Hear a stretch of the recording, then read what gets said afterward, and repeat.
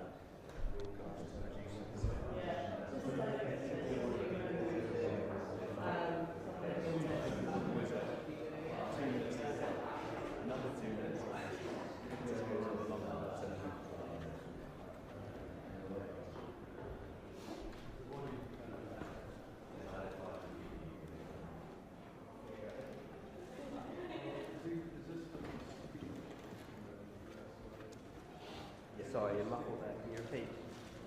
Yeah, that's it. So it'll be in speech and there's a video. Perfect, thank you. The audio should be all set, ready to go there. So there should be no reason why it's not working. Confirmed you've got the organised immigration crime summit logo.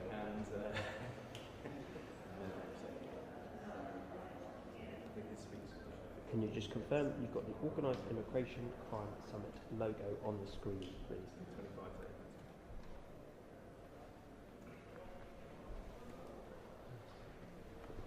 Right. Yeah, quick.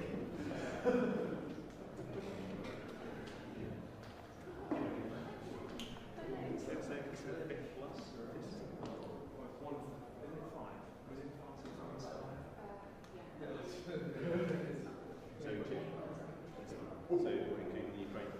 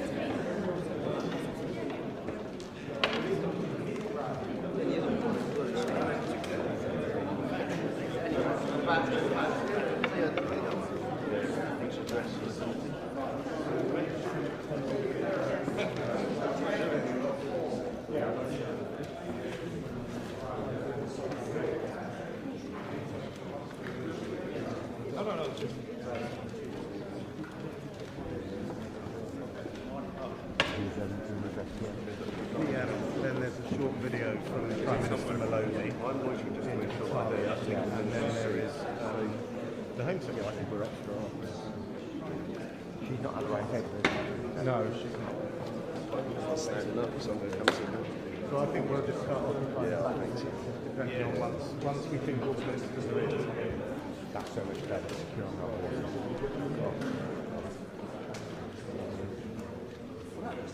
Right, I'm almost thinking we're going to take Gentlemen, please take a seat. Thank you very much.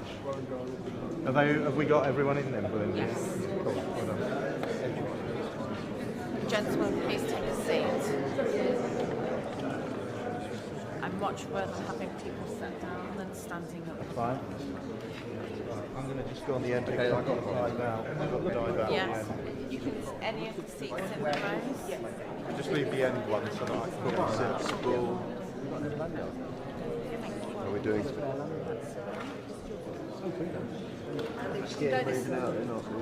Yeah, what? I'll go on this one. Yeah, you come on that one. Yeah. Okay. Are you alright? Yeah, you're good. Yes. Yeah.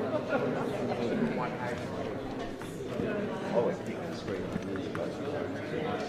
Hello. How are you? Yes, really well. You still in Manchester way? No. Sorry? That's it, yeah, you still at that. Come down with me. Right, okay. Good to see you. I mean, I'm doing something to answer. Yeah, you might be fine.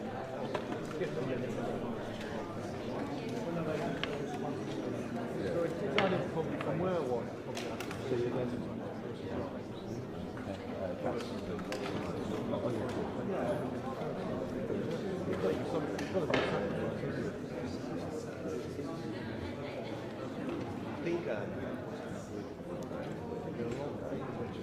Mainly bad. Well, no, I mean, that's any positives. Anything positive, that it will naturally leads on. And then you look at what is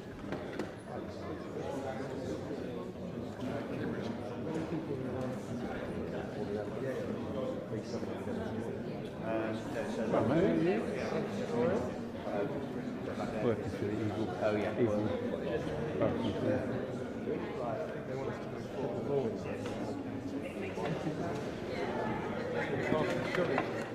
Well, the way things are going, let me go around.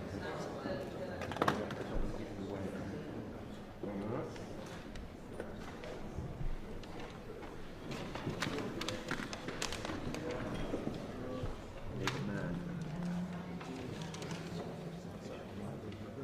Looking at it now.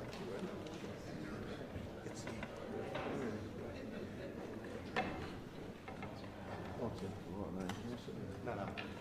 Also, it'll be alright, there won't be white balance.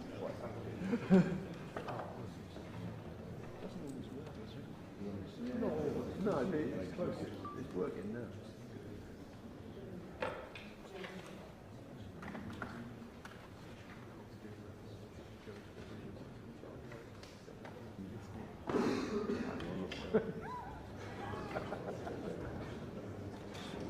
What? And there's some monkeys going to look at it on the screen that's not been calibrated in 20 years.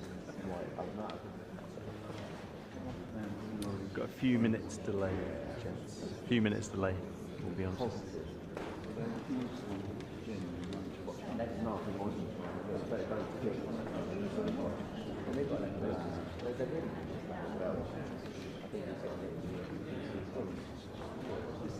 Touch of positivity. Right. I'll play with white balance.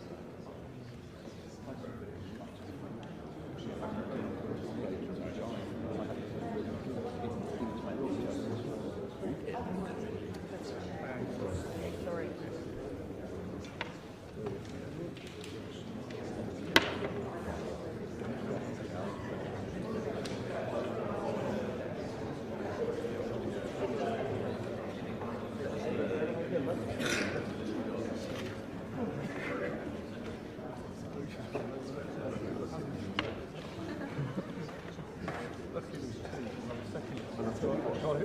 You had that whole train of ideas.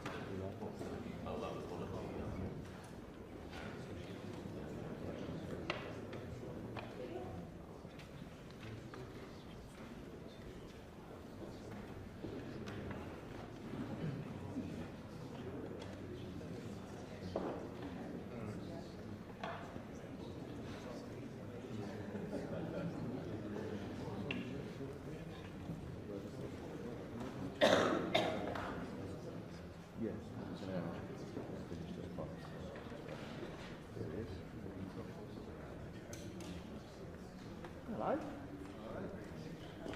How are you? Not bad. Nice to see you. Never enough of that empire building, mate. The Romans did it. We can do it. Charge more money, mate. Yeah. Good enough for the Romans. Where is Watling? Him as well. Where's Watling then? Ah, he's gone with him on the move by that.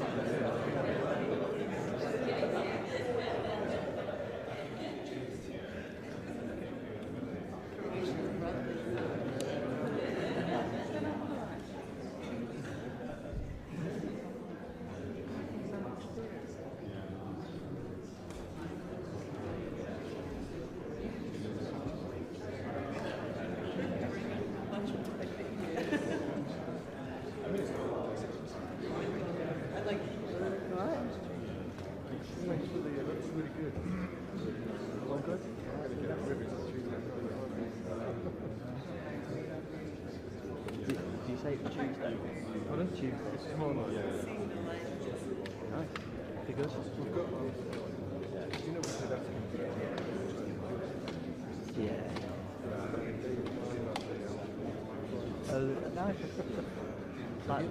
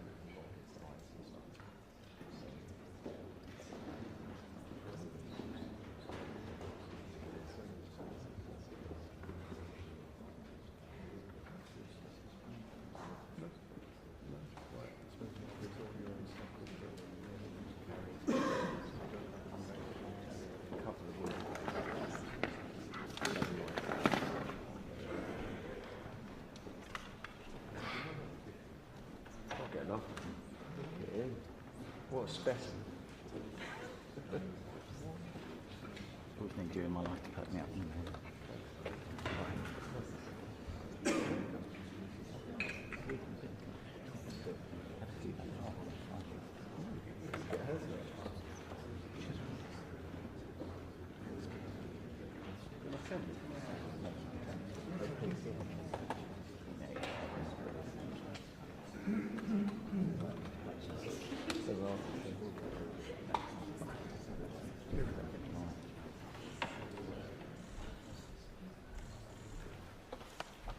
Good morning. It's really fantastic to welcome you here to Lancaster House. And it was right here, earlier this month, that the UK convened leaders from across Europe, in fact in this very room, together with President Zelensky, to support a just and lasting peace in Ukraine. Because we know that Ukraine's security is our security. And we can only deliver it by taking bold action at home, with the highest sustained increase in defence spending since the Cold War, and also by working together with our international partners. Now, the same is clearly true for the security of our borders. Illegal migration is a massive driver of global insecurity. It undermines our ability to control who comes here. And that makes people angry. It makes me angry, frankly.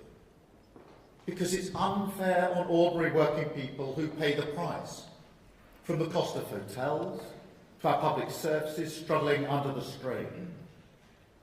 And it's unfair on the illegal migrants themselves, because these are vulnerable people being ruthlessly exploited by vile gangs. So look, we must each take decisive action in our own countries to deal with this. Nobody can doubt that the people we serve want this issue sorted. But the truth is, we can only smash these gangs once and for all if we work together. Because this evil trade, it exploits the cracks between our institutions. It pits nations against one another.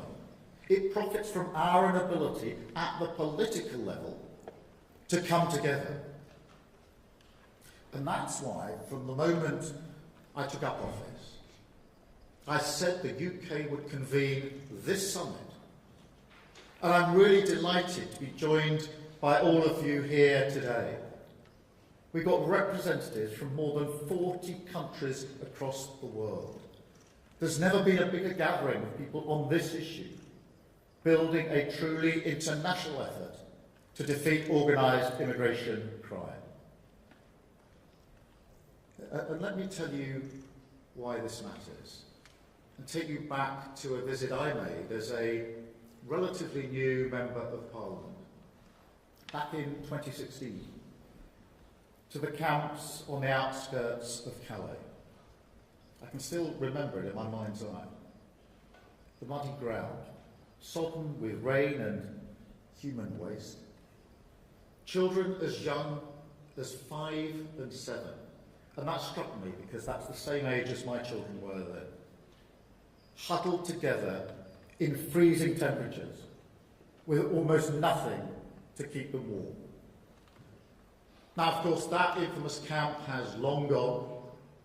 But the evil of the people smuggling businesses that put people there, that remains. The gangs remain. The exploitation of desperation, of misery, of falsehood, that all remains. And there's nothing progressive or compassionate about turning a blind eye to this. There's nothing progressive or compassionate about continuing that falsehood, which attracts people to make those journeys. That we've got to get to grips with it once and for all.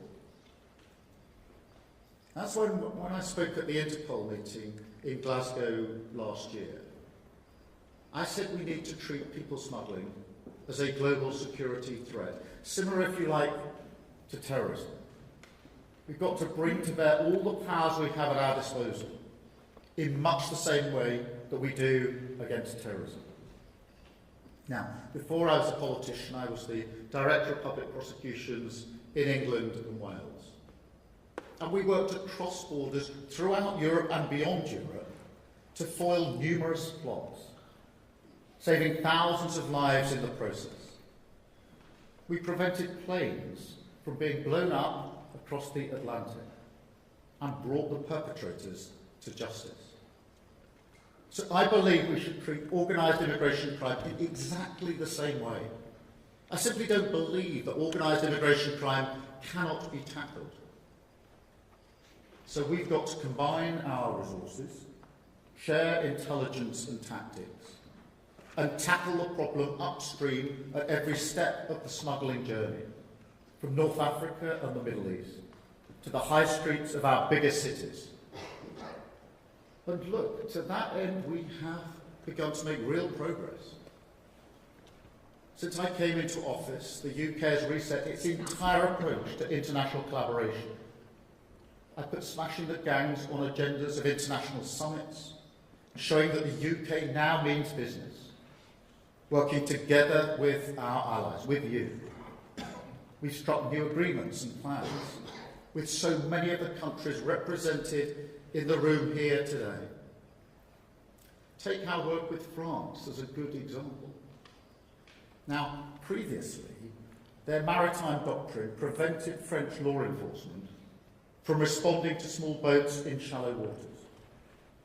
But now we're working with them to change that, to make sure we get new border patrols and specialist units on the French coast using state-of-the-art surveillance technology. With Germany, another example, if you can believe it, it wasn't technically illegal to facilitate people smuggling to a country outside the EU, like the United Kingdom. But now it will be. And with our new bilateral agreement, Germany will be able to prosecute the criminal networks facilitating this vile trade. Just a few examples of the international collaboration that's so important to taking this challenge on. And it's beginning to bear fruit. At the end of last year, a major operation by French, German and British law enforcement smashed an Iraqi smuggling network with multiple arrests and the seizure of dozens of boats and engines. In Amsterdam, a man was arrested on suspicion of supplying hundreds of small boat parts to people smugglers. That was a joint operation by our National Crime Agency, together with Dutch and Belgian police. We're also working upstream to address factors that drive people towards small boats in the first place. Working with the authorities in Albania and Vietnam on campaigns to deter those who are thinking about making that perilous journey. Because there's also nothing progressive about allowing working-age people to come here illegally, instead of supporting them to build their own economies, secure a better future for their own countries, and build a safer, more prosperous world. But look, as we work together more closely, I think, than ever before, we've also got to take the tough measures at home in our own countries. That doesn't mean gimmicks. You may be familiar with the gimmicks of the last 14 years here in Britain. It means understanding the problem and coming up with pragmatic solutions that work, actually fixing what's wrong. Few things show this more clearly than our approach to border security. We inherited this total fragmentation between our policing, our border force and our intelligence agencies. A fragmentation that made it crystal clear when I looked at it that there were gaps in our defence, an open invitation at our borders for the people smugglers to crack on. To be honest, it should have been fixed years ago. But we're doing it now with our new Border Security Command, led by Martin Hewitt, who many of you, I think, will know. We are recruiting hundreds of specialist investigators from across our police, our border force and intelligence services, creating an elite border force, working with our international partners, ending the fragmentation. Over £150 million invested over the next 2 years. And new powers and criminal offences to get the job done. So the police will be able to seize the phones and devices of migrants arriving on our shores and gather intelligence about the smugglers. The police will be able to act when they've reason to believe preparations are being made for criminal activity, instead of waiting for a crime to happen before they can act. And it will be an offence to endanger lives at sea, to prevent more tragic deaths in the Channel. We're also deploying resources away from the Tories' wasteful Rwanda scheme. A scheme that spent over £700 million of taxpayer money to remove just 4 volunteers. Now, you know, even if that scheme had gone well, they were claiming that they might remove 300 people a year. Well, since coming to office, I can announce today we've returned more than 24,000 people who have no right to be here. That would have taken the Rwanda scheme 80 years to achieve. That's what I mean about not giving in to gimmicks. Just focusing our efforts and resources on the nuts and bolts of removing people, getting the asylum system working properly. That's how we've delivered the highest return rates for 8 years and the 4 biggest return flights ever. We're also ramping up the deportation of foreign national offenders, with a new team of specialist frontline staff going into our prisons, speeding up the removal of prisoners who have no right to be in this country. Now, all of this is providing a real disincentive to people thinking about coming to Britain illegally. But if we're talking about incentives, we need to talk about the people smugglers as well. Because they don't care about borders. They don't care about the people that they traffic. They don't care about our country and our people. They only care about one thing: money. They make huge profits out of ruining people's lives. A few months ago, I went to see some of the boats that had been seized at the NTA headquarters. Now, we call them small boats, but honestly, they're not worthy of the name boat. I don't know what you would call them. To me, they look like death traps. Flimsy, rubber, no firm structure. You wouldn't even let your children climb aboard, even for a second, in shallow water. Seriously, if they were a car, they'd be off the road in minutes. The police would intervene. And don't tell me they've got any other purpose other than people smuggling. So I see no reason why we can't go after them. And so we are. We've seized hundreds of boats and engines, driving up the costs for the smugglers. We've taken down 18,000 social media accounts. That's 10,000 more than last year, disrupting the way smugglers promote their services. And more than that, we've announced a new sanctions regime, treating people smugglers like terrorists, freezing their assets, banning their travel, putting them behind bars where they belong. But just as important, putting their entire model out of business, securing our borders on behalf of working people. Because, as I said at the start, this is about fairness. And there is little that strikes working people as more unfair than watching illegal migration drive down their wages, their terms and their conditions through illegal work in their community. We'll be honest here. For too long, the UK has been a soft touch on this. Whilst the last government were busy with their Rwanda gimmick, they left the door wide open for illegal working, especially in short-term or zero-hours roles, like construction, beauty salons and courier services. And whilst, of course, most companies do the responsible thing and carry out right-to-work checks, too many dodgy firms have been exploiting a loophole to skip this process, hiring illegal workers, undercutting honest businesses, driving down the wages of ordinary working people. And all of this, of course, fueling that poisonous narrative of the gangs, who promise the dream of a better life to vulnerable people, yet deliver a nightmare of squalid conditions and appalling exploitation.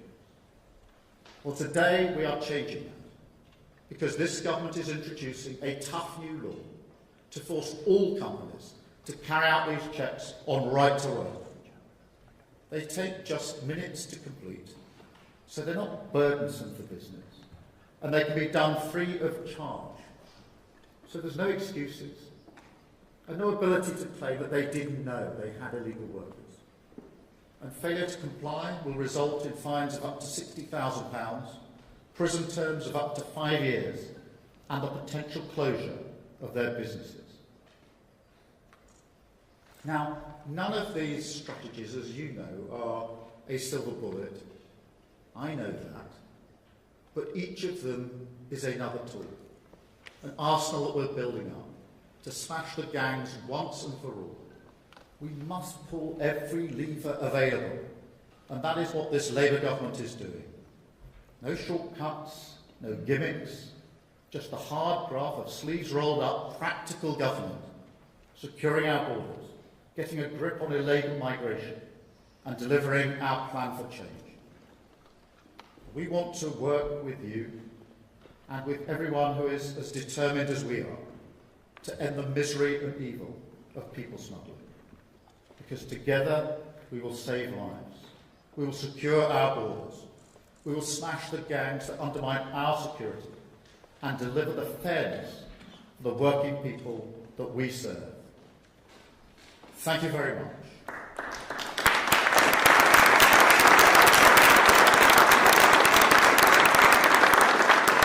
Now we're going to see a short video from the Prime Minister of Italy, Giorgia Meloni.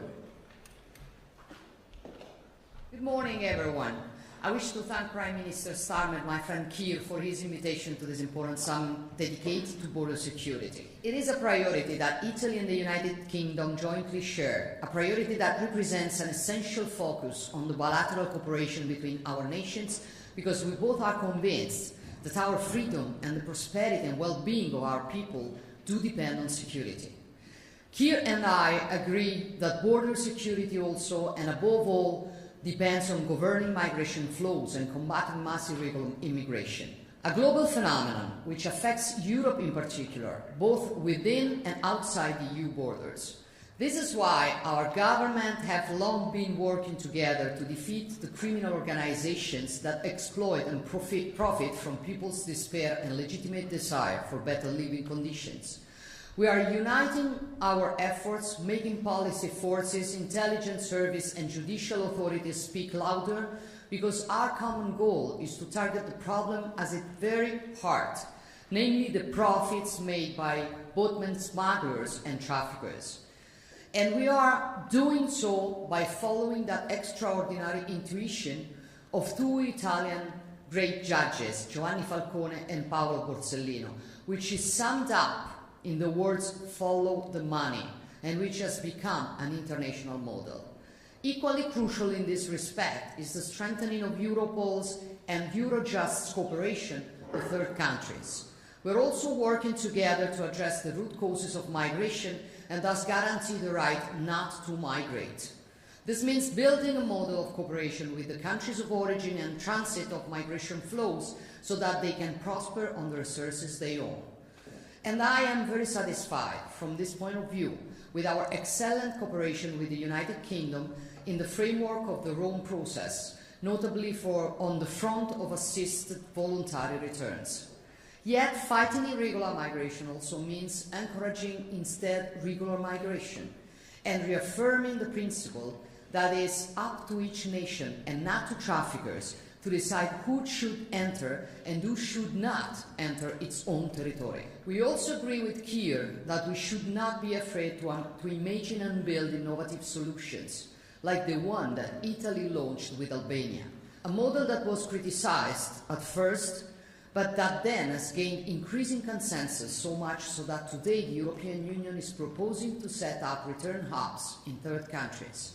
This means that we were right and that the courage to lead the way has been rewarded. We still have a lot of work to do together, and I am very happy to be able to count on the support and collaboration of the United Kingdom within this challenge. I'm convinced that today's summit will enable us to further strengthen our synergy and to speed up the momentum towards new projects and concrete initiatives. Thank you, and I wish good work to all of you.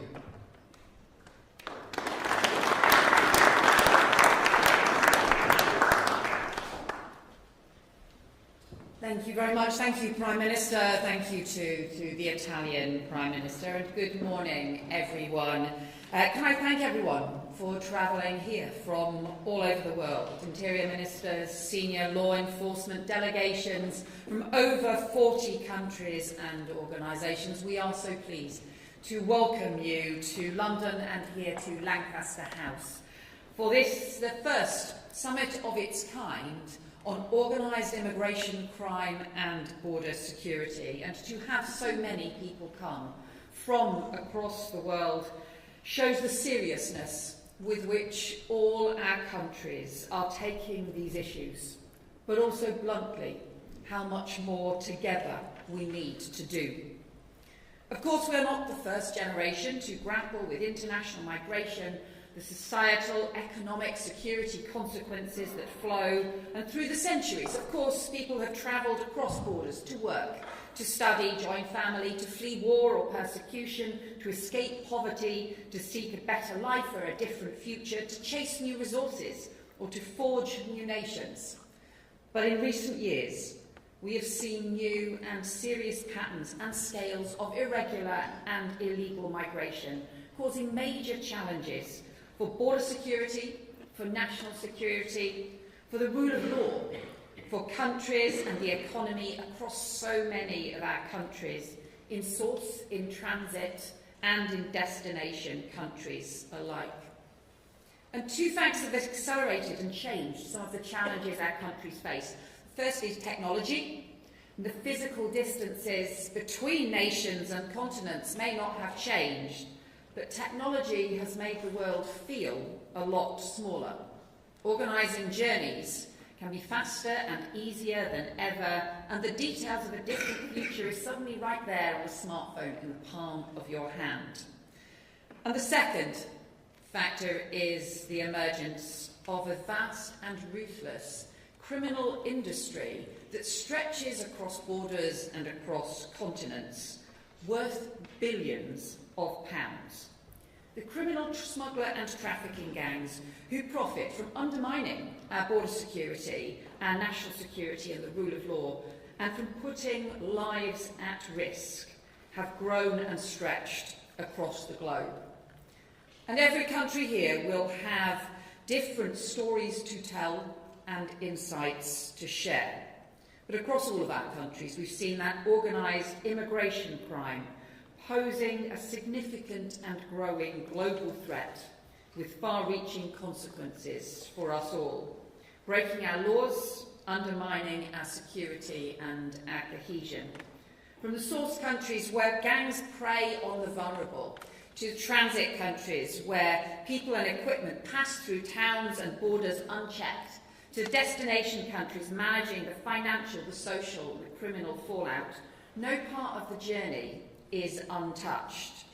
And those gangs, profiting from what is a vile trade in human beings, are exploiting more people than ever before.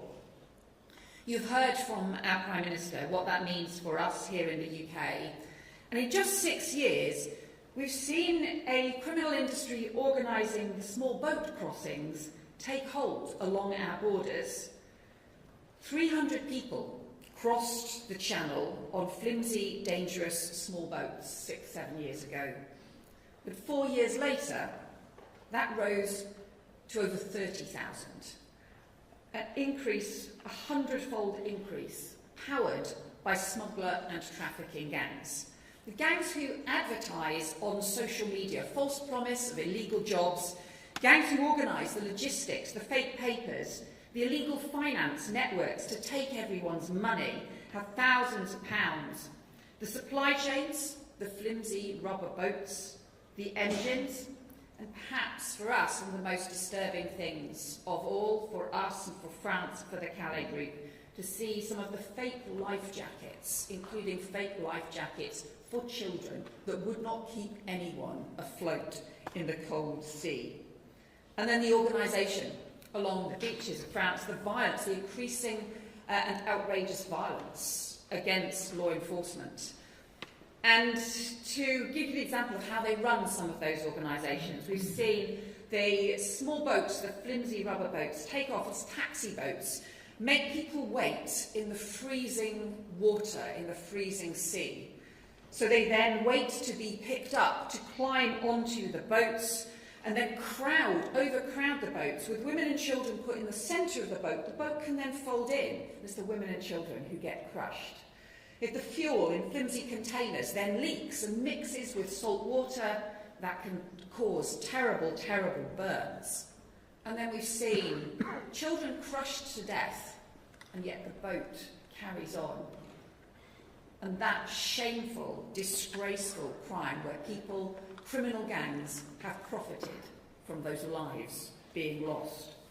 And that's why we cannot let that carry on. All of your countries will have the different stories of the way in which the gangs are exploiting people into sexual exploitation, into slave labour, into crime, the way in which the gangs are using new technology, not just the phones, the social media to organise, but even the drones to spot where the border patrols are, the operations along the land borders across continents. But it is governments and not gangs who should be deciding who enters our country. And those gangs are operating and profiting across borders, so we and our law enforcement need to cooperate across borders now to take them down. That's why, as you heard from our Prime Minister, we are strengthening our laws here in the UK, bringing in new counter-terror powers so we can seize phones, investigate preparatory acts, so we can crack down on the illegal working and modern slavery, and establishing our new Border Security Command.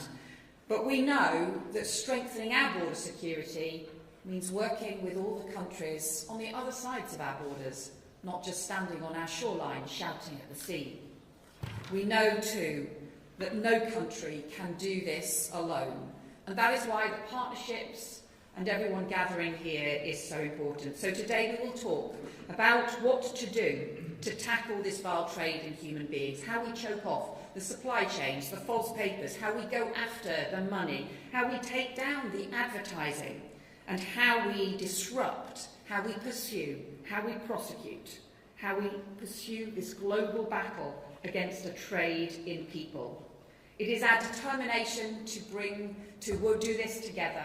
The alliances that we build across our borders can be stronger than the criminal gangs who seek to undermine us. So thank you all for joining with us in this event today, this first summit. We have so much work to do during the course of the day, so many conversations to have, but thank you so much for being part of it, and I look forward to hearing everyone's views during the conference today. Thank you very much.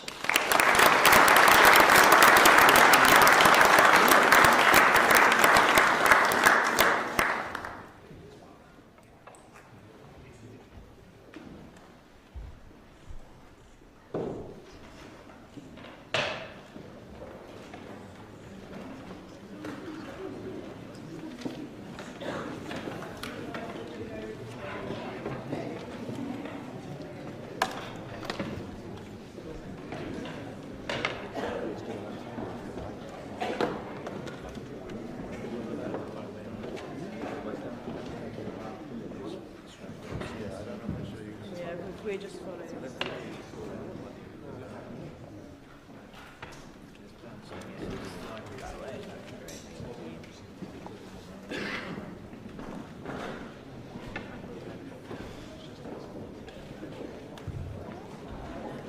Charles, just this way. It's good to see you back on the normal patch.